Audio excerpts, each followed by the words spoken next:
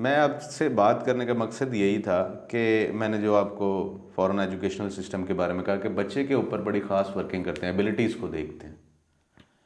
तो आपने अभी जैसे जिक्र किया कि एक ऐसे बंदे को एक ऐसे ओहदे पे फाइज कर दिया जाता है जिसका उसको नोहाव ही नहीं है, और उसको उसका मिनिस्टर हायर कर लिया जाता है, उसको डेजिग्नेटेड कर दिया जाता है उस शोबे के लिए।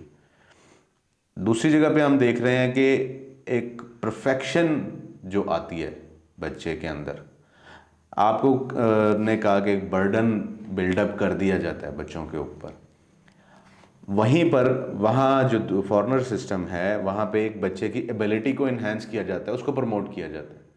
तो जब एक इंटरेस्ट लेके, पर्सनल इंटरेस्ट लेके अगर किसी चीज़ के ऊपर वर्क कर रहे हैं, और अगर एक फोर्सफुली कि नहीं you have to do it, आपने ये करना ही हर सूरत में है, तो आपको क्या लगता है कि इन दोनों का जहाँ पे एंड रिजल्ट आएगा, जब बॉर्डर लाइन पे दोनों पर्सन आएंगे, तो वो उन दोनों में से कौन परफेक्शन लेवल पे देखिए, आगे होगा?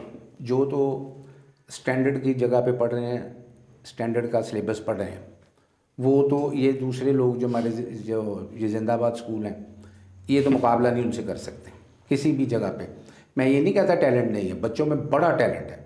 यही वो स्कूल है, मैं आपको इतनी एग्जाम्पलें दे सकता हूँ इन्हीं स्कूलों के अंदर से, ये जो हमारे गवर्नमेंट के स्कूल से बच्चे पढ़ के गए हैं। लेकिन प्रॉब्लम ये है कि अब वो मेयार नहीं रहा।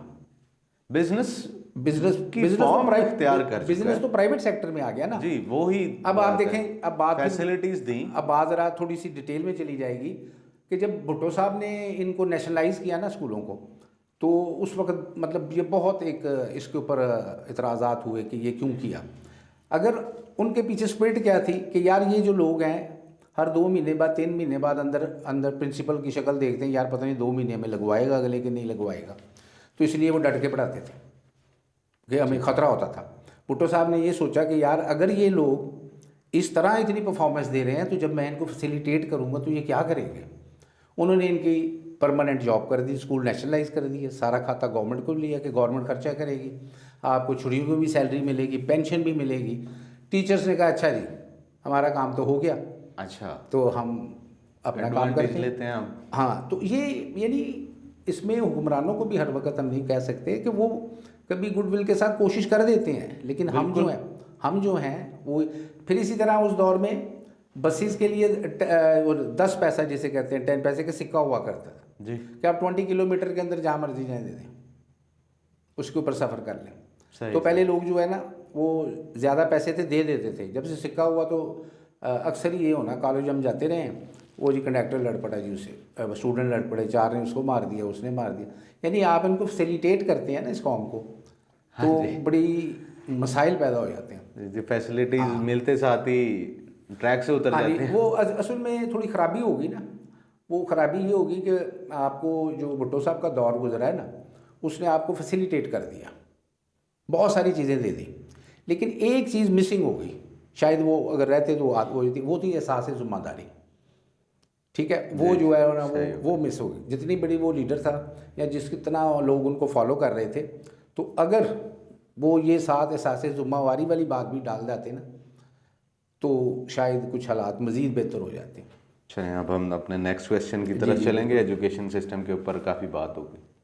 अभी आपने एक वर्ड यूज़ किया, नेशनलाइजेशन। एक रूमर चलती है कि नेशनलाइजेशन की वजह से कुछ सेक्टर्स हैं, बिजनेस सेक्टर्स हैं, उनको उनकी राय है कि हमें फ़ायदा हुआ है या नुकसान हुआ है। आम लोग कहते हैं कि हमें फ़ायदा हुआ है। आपकी इसके बारे में क्या राय है? देखिए, मसला पता है कि हर चीज़ जो होती है वो हर वक्त के लिए नहीं होती। ठीक है, वो जिस दौर में वो नेशनलाइजेशन की गई ना, उस दौर में वो जस्टिफिकेशन करने वालों के पास मौजूद थी कि आपके 22 ख़ानदान थे, जी, सारी दौलत उधर ही सिमट रही थी, अच्छा, सारा कुछ उधर ही जा रहा था। ठीक, और इस तरह के बिज़नेस, मतलब ये फैक्ट्री इंडस्ट्री के अलावा भी वो चंद हाथों में थे। ठीक है, उसके लिए उन्होंने चूँकि उस दौर में ये थोड़े मईशत, सोशलिज़म हमारी मईशत है, इस तरह का नारा चलता था। कुछ वो थोड़ा इंस्पायर भी थे ना सोशलिज़म वगैरह से, ताकि ये जो जितनी चीज़ें हैं ये गवर्नमेंट की सही, प्रॉपर्टी में होनी चाहिए, ताकि सबको इसके बेनिफिट्स हैं इक्वल दिए जाएं। तो उसके ठीक लिए तो ठीक। एक ग्राउंड चाहिए होती है ना, जो हमारे यहाँ नहीं होती हमेशा ही, जैसे भी जमहूरियत है इसके लिए ग्राउंड कोई नहीं है। तो उस सिलसिले में उस वक्त के लिए जब की गई, उसमें देखे ये सारे स्कूल जो नेशनलाइज कर लिए गए, इनको तनख्वाहें गवर्नमेंट दे रही थी, सिर्फ इनके ज़िम्मे था बच्चों को पढ़ाओ, ठीक है। फिर बाद में उन्होंने फ़ीस माफ़ कर दी, यानी 9th में 75 में कोई 75 पैसे जिसे कहते हैं ना, 1 रुपये के करीब फ़ीस हुआ करती थी, ठीक है जी, वो उन्होंने की। फिर और बेशुमार काम जो है ना ये इससे हुए। नेशनलाइजेशन से ये हुआ कि इंडस्ट्री जो है वो जब गवर्नमेंट के पास चली गई तो ज़ाहिर है उसको रन करने के लिए फिर ब्यूरोक्रेट चले आए, और ये जो मज़दूर है ये पहले काम करते थे, ठीक है, और जब नेशनलाइजेशन होगी उसके अंदर हिस्सेदार बना दिए गए, तो अब गवर्नमेंट के खाते में चले गए, तो वो जनाब ज़रा सी बात करते थे, लाल झंडा लेके सड़क पे आए थे, इनकलाब जिंदाबाद, काम करना कोई नहीं। तो देखिए जो चीज़ें की जाती हैं वो किसी अच्छे मकसद के लिए की जाती है ना, उसके लिए अवाम का तावन चाहिए होता है, अगर आप तावन नहीं करेंगे तो कैसे चलेगा काम। इनके हर तबके में ऐसा ये हिस्ट्री है कि हर तबके में ऐसा हुआ है कि जब भी उसको फैसिलिटेट किया गया, बिल्कुल इस तरह ही है, उन्होंने उसका डिसएडवांटेज बिल्कुल शो करवा दिया कि आप हमें फैसिलिटेट कर रहे हैं, हाँ जी बिल्कुल, हम आपको इसका ये डिसएडवांटेज आप देखें ना, आप लोन स्कीम शुरू कर दें, कितने बंदे जेन्युइन अप्लाई करेंगे जी। लोन स्कीम, ये जो इनकम सपोर्ट टैक्स के ऊपर जो मामलात हुए हैं, कितने लोगों ने जाली अकाउंट बनाए, बिल्कुल ऐसे ही है, मोरालिटी नाम की कोई चीज़ है ही नहीं है, रह ही नहीं गई। हाँ, तो उस वक्त वो भाई खानदान जो है ना वही दुश्मन थे, और भुट्टो साहब को बाद में जब पनिश किया गया तो वो उनका भी एक वाइटर रोल था। तो जिनमें आजकल के हमारे मियाँ नवाशी साहब थे भी, इनके इत्फाक जो फाउंड्री वगैरह ले ली थी उन्होंने, बाद में जाट साहब ने इनको वापस की, तो वो ना उनका जो एक वो सिस्टम था ना वो ब्रेक हो गया, एक दौलत के इर्तकाज़ वाला, ठीक है। तमाम बैंक नेशनलाइज कर लिए गए, तमाम दौलत जो है वो गवर्नमेंट के करीब पास आ गई, ठीक है। ये बाद में आहिस्ता आहिस्ता दुनिया के डिमांड सरमायादाराना निज़ाम के से मुतासर होकर इनको फिर दोबारा वापस कर दिया गया। तो अदरवाइज़ उस दौर के मुताबिक ऐसा कुछ बनता था, ताकि अदरवाइज़ ये जो है ना सुकड़ गया था दौलत जो है चंद हाथों में। ठीक हो, हम अपने नेक्स्ट क्वेश्चन की तरफ चलेंगे। जी।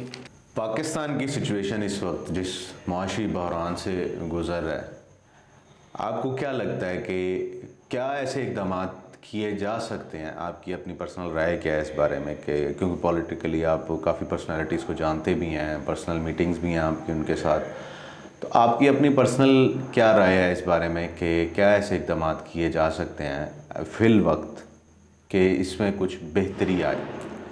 अभी आपने ये जो निगरान सेटअप देखा है, उन्होंने चंद काम किए हैं एडमिनिस्ट्रेटिव लेवल के, तो उसके रिज़ल्ट आपको आना शुरू हो गए।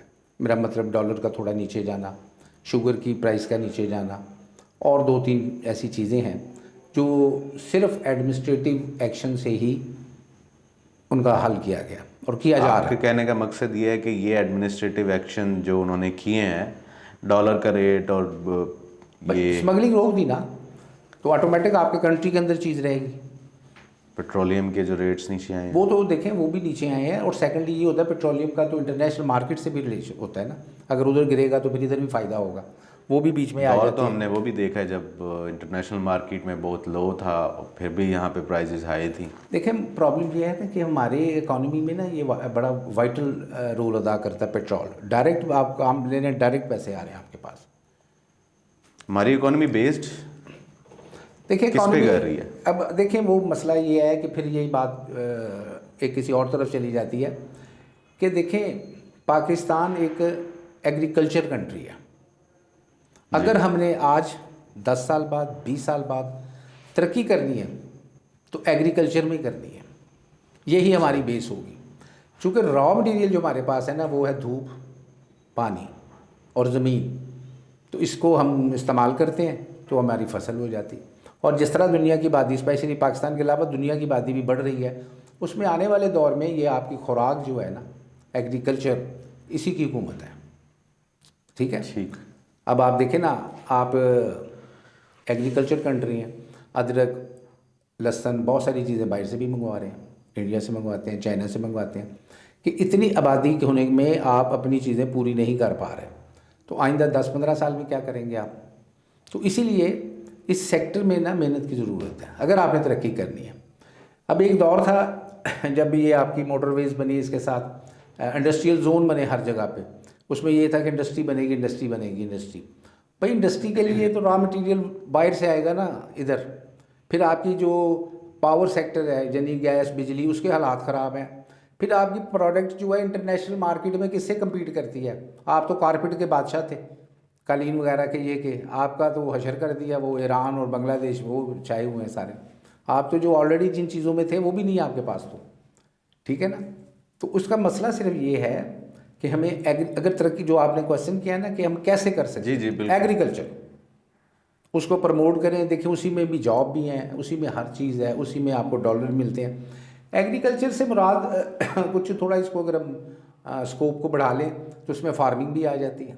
पूरी दुनिया में रेड एंड पिंक गोश्त की डिमांड है, पूरी दुनिया में डिमांड है। जी जी बिल्कुल ठीक है। और उसके अलावा ये आपका क्या कहते हैं, ये जो फल हैं, फ्रूट्स, आपके कंट्री में हर किस्म का फ्रूट है, तो आप वो एक्सपोर्ट कर सकते हैं। तो यानी तरक्की जो है वो एग्रीकल्चर बेस पे है। बाकी अब ये आप देख लें, आपके सामने ही है। अगर आप यहाँ को गाड़ियाँ बना लें तो उनकी हालत क्या है, वो क्या वो स्टैंडर्ड है जो जापान का या किसी और कंट्री का वो होता है आपके पास? ऑब्वियसली कुछ नहीं, कुछ भी नहीं है। ठीक है ना। इसके अलावा और बहुत सारी चीज़ें हैं। मियाँ साहब का जब पहला दौर था तो उन्होंने बहुत इंडस्ट्री लगाई, पेपर मिल्स लगाई, शुगर मिल्स लगी, ये लगी, वो उसके किधर गई हैं सारी? वो अरसा मेरा ख्याल है एग्जिस्ट तो करती हैं, लेकिन उनके बेनिफिशरीज जो हैं वो ही बेनिफिट ले रहे हैं उनसे, अवाम को तो उसमें सफ़र करना पड़ता है। मैं आपको एक मिसाल दूंगा, टोयो नासिक जानते ही होंगे जी, बहुत नासिक famous से है। हाँ, तो ये इतना प्रोडक्ट चली टोयो नासिक की कि जिन वालदैन की बच्चियाँ भी छोटी थी ना, उन्होंने उनके भी आइसक्रीम सेट लेना शुरू कर दिए थे। तो कहीं भी स्टॉल अगर कहीं लगता था तो वो नुमाइशें वगैरह ख़त्म हो जाती थी, स्पेशली फोर्ट्रेस में, लेकिन ये स्टॉल 2-2 महीने नहीं ख़त्म होता था। अब हुआ क्या, प्लांट बड़ा था, प्रोडक्शन थी, मुल्क में खपत थी, हो गई। जब आपकी पूरी खपत हो गई, कंज्यूम हो गया सारी प्रोडक्ट, आप चले अब इंटरनेशनल। जब आप आए इंटरनेशनल में, वहाँ सबसे पहले आपका सामना हुआ बेल्जियम के साथ, फ्रांस के साथ, उनके साथ आप पिट के वापस आ गए। तो इंडस्ट्री का तो मकसद ये है ना कि आगे चल जाए, एक्सपोर्ट। जैसे अभी आपकी कॉटन इंडस्ट्री है या कपड़ा है, तो उसकी डिमांड है ना दुनिया में, बिल्कुल है, फेमस है।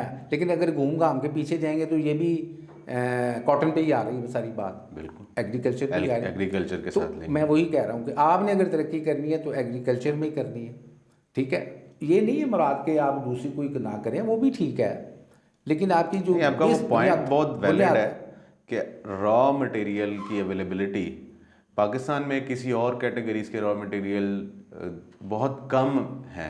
ये एक ऐसा एलिमेंट है, आपके पास लैंड बहुत बड़ा है, लेकिन आप और ज़मीन भी जरखेज़ है। आप आयरन की कोई चीज़ बनाना चाहते हो, ठीक है, तो स्क्रैप दुनिया से बाहर से आ रहा होता है, कराची से मरीद के पिंडी लाहौर जहाँ भी जाना है जी, फिर वो चीज़ बनती है, फिर वापस अगर जानी है तो चली जाएगी। मतलब आपके पास तो मटेरियल है नहीं, आप मंगवाते हैं बाहर से। बिल्कुल, और उसका इफेक्ट फिर कंज्यूमर गुड के ऊपर आता ही और आता आपको एक और मैं मज़े की बात बता दूँ, अब एग्रीकल्चर में आप मेहनत करेंगे ना, तो ये जो वादियों की तरफ फ्लो है ना सारा, आपका जो दबाव आया हुआ है आबादी का शहरों के अंदर, वो रुक जाएगा जब आपके इलाकों में एग्रीकल्चर सही होगी ना।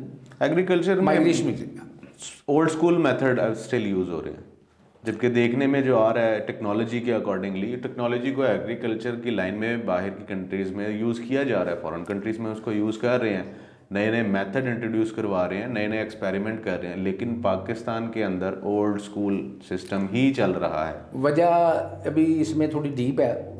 एक तो ये है कि पर हेक्टर हम कम ले रहे हैं, मतलब अगर गंदम है ना, पर हेक्टर हमारी वो पैदावार प्रोडक्शन कम है। अभी बाहर के कंट्री हैं, यूक्रेन वगैरह का, ये वो, तो वो उनकी ज़्यादा है। वो क्या है, वो साइंटिफिक मेथड जो यूज़ करते हैं। एजुकेशन फिर लिंक्ड हो गई यहाँ पे हमारी इस बात के साथ, एजुकेशन फिर लिंक्ड हो गई है। तो अब आप ये देखें कि वो जो गंदम के अलावा बेशुमार दूसरी फसलें भी हैं, बिल्कुल हम वो उस तरह उनको ले भी नहीं सकते। लेकिन इसमें एक और बड़ी बात जो प्रॉब्लम आ गई ना, वो ये हो गई ना कि ख़ानदानी निज़ाम जो है वो ख़त्म हो गया। अगर 12-14 एकड़ ज़मीन किसी की पहले होती थी ना, तो वो चौधरी साहब कहलाते थे अपने, जिन इलाकों में नहरी पानी था बड़ा, अब उसके 4 बच्चे थे। अब वो जो 4 बच्चे हैं वो डिवाइड होगी, 2-2 एकड़ 2.5 एकड़ ज़मीन आ गई, और ऊपर से बिजली गांव में चली गई, स्कूल गांव में बनना शुरू हो गया, उन्हें नगद कैश पैसे की ज़रूरत रही है। तो आपके ये 2.5 एकड़ तो कैश नहीं देते आपको, ठीक है ना। उन्होंने बिजली के बिल देने हैं, हर चीज़ जो है मतलब जो ज़रूर, तो इसके लिए फिर वो बाहर निकलते हैं मजदूरी के लिए कि जहाँ से हमें नगद आमदन हो, ताकि हमारा जो सर्कल वो चले। तो ज़मीन बहुत डिवाइड हो चुकी, मतलब 4 बच्चे हैं तो वो ज़मीन 4 बच्चों में चलेगी, 2-2 पॉपुलेशन का इफेक्ट आया है। हाँ जी, तो पॉलिसीज़ नहीं है ना अगर पॉलिसीज़ हों तो अगर उसी के ऊपर मेहनत की जा रही हो तो बहुत फ़ायदा हो सकता है। अभी आप पानी जो है, अब इसकी डिटेल चेक कर लें कि जो हम अपना फसलों को पानी देते हैं ज़्यादा देते हैं, इतनी उनकी डिमांड ही नहीं होती। तो हम देख रहे हैं कि पाकिस्तान का जो ये सूबा सिंध है उसमें तजर्बात किए जा रहे हैं इस सिलसिले में कि चूँकि पानी की बहुतात नहीं है उधर, तो कि इस तरह ही फसलें लगाई जाए और कम से कम पानी जो है उनको दिया जाए। तो वो भी काफ़ी हद तक कामयाब हो रहा है। और इसके अलावा आपका ये जो कुछ एरिया है जैसे कश्मीर है, सिंध के कुछ और इलाके भी हैं, पंजाब का भी एक छोटा सा एरिया है, यहाँ जैतून की काश बड़ी ज़बरदस्त है और वो उसकी क्वालिटी इंटरनेशनली बहुत ज़बरदस्त। ये चीज़ें इम्प्लीमेंट हो रही हैं ना, लेकिन वो इंडिविजुअल कैपेसिटी में होती है ना। काम तो ये है कि आपकी पॉलिसी होनी चाहिए। बिल्कुल ठीक है ना। आपकी ये डायरेक्टर इन्होंने रखे होते हैं, एग्रीकल्चर डायरेक्टर, फलां एग्रीकल्चर, इतनी इतनी डिग्रियाँ ली हैं, वो ये काम क्या करते हैं काम, ये सवाल लोगों को दफ्तर में बैठ के छुट्टी देने के तो कोई काम नहीं करते, मेडिकल चेक करते हैं सारा दिन कि किसने सही छुट्टी की किसने गलत की। इनका काम तो फील्ड में है, कोई रिसर्च है, कोई बताए ना कि कोई इतने सालों में कोई इन्होंने कोई नई चीज़ ईजाद कर दी हो, कोई फसल में कोई ऐसे ही हमें दे हो। वो सुनी सुनाई बातें होती हैं, चीज़ें होती हैं, वो इनको जगह इतनी इतनी मिली होती है, उसमें थोड़ी थोड़ी लगा छोड़ते हैं, अच्छी फसल हो जाती है खुद गा छोड़ते हैं। तो तजर्बा मकसद ये नहीं है, मकसद ये है कि जब आप राइट पोस्ट पे राइट पर्सन को नहीं ना लगाएंगे, सही जगह पे सही आदमी को, तो आपके मसाइल नहीं हल हो सकते।